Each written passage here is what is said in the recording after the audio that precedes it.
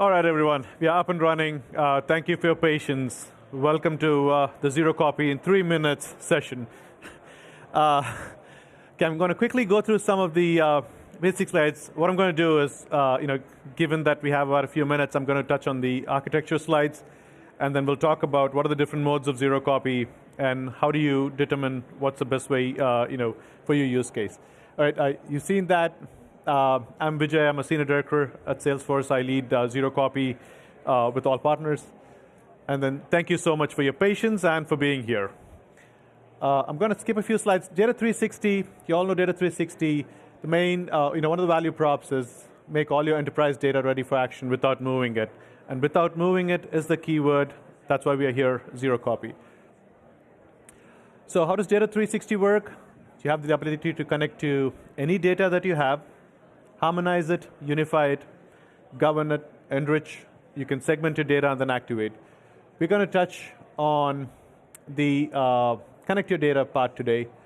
We offer multiple ways of being able to access your data in Data 360. You have batch and streaming, unstructured, real-time. All these are in just modes, right? Now we have this new mode, which is Zero Copy, where you have the ability to access your data directly from your source in Data 360 without making a copy of it. So how does it all work, right? Zero Copy within Data 360 is bidirectional. So you have the ability to access data from your external source into Data 360 and vice versa, which is any data that's in Data 360 can also be accessed by external systems without making a copy.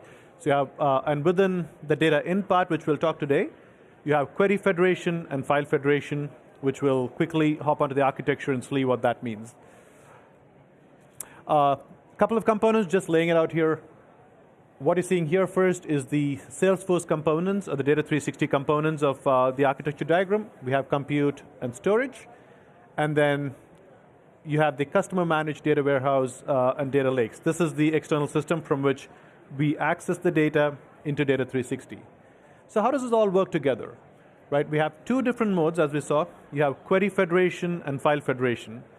In query federation, you take a query that emanates in Data 360, push it down to the customer's compute. Let's say, any data warehouse that we offer services with, run the query, and then return back the pertinent data set. An example would be if you run a segmentation and you want to look at all the customers in North America who made a purchase over the last 60 days. So you're pushing down all these filters, which is North America, made a purchase, 60 days. You push that query down to the data warehouse, return the data. We also offer file federation, where we bypass your compute. We directly read the data from your storage using a catalog, and then run it on Salesforce compute. So larger data volumes, we're looking at billions of rows. File federation works much better than query federation. I'll skip this one. I'm going to, yeah, sorry. This is, I think if I, given that I have 3 minutes, I'm going to talk about this one. This is a critical one. Query versus file federation. How do you determine which one works best for your use case, right? The first one, query federation, does basically offer simple JDBC connection. With file federation, you're looking at an Iceberg catalog and storage connection that you need to put in place. With query federation, again, it's a query layer. With file federation, we're hitting your storage layer. Data volumes, right? For a live query, in query federation, you have two ways. You can run a live query, which is pushed on the query, or we offer the ability for you to cache your data to larger workloads where the data set's not changing recurrently, but you have repetitive use cases, think dashboarding. In those kind of cases, you can use caching. So for data volumes of less than 100 million rows, you could use live query. For acceleration, you could use a little more. But for much larger tables, billions of rows of data, file federation works great. From a compute perspective, when you run query federation, there's two computes in place.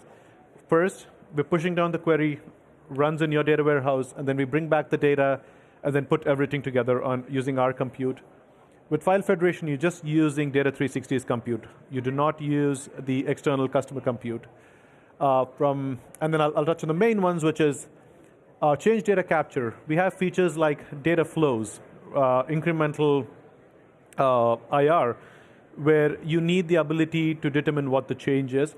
Today with Query Federation, we offer that only with acceleration, whereas with File Federation, it's supported natively.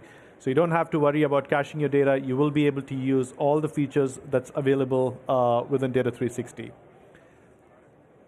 Lastly, how should you think about this when you're looking at what to use? Again, look at it from an external compute perspective.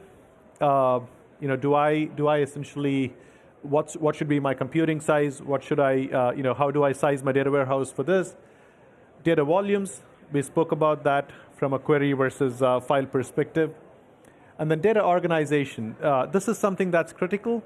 The best performance comes when your data is highly optimized. Again, Query Federation, that would mean external indices. In File Federation, that could mean partitioning, that could mean table stats. How do we ensure that the data we're pulling back is sort of modeled in such a way in the source that you're only pulling back the pertinent data set that you require?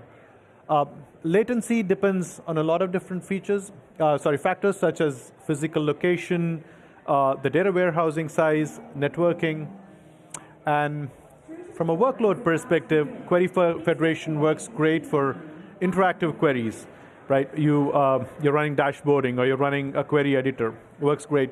For larger workloads, File Federation does really well because it's able to move large volumes of data seamlessly and much faster. And lastly, governance, there is no difference. I mean, external DLOs, which is the building block of zero copy, has the same governance as a physical DLO, which is what comes with ingestion when you copy the data. So you do have governance for both. And lastly, how are customers using zero copy today? Am I doing all the time? All right. Lastly, we have customers in media, entertainment, communication, several different verticals where customers have been successful using zero copy for their use cases. With that being said, thank you. I know that was super quick, but I'm going to hang around. Any questions? Or there's also another session on zero copy that we're doing at 3. I'll make sure I don't bring my laptop and somebody else's so that we have your full 20 minutes and you can get all the goodies there. Thank you, and sorry again for the delay.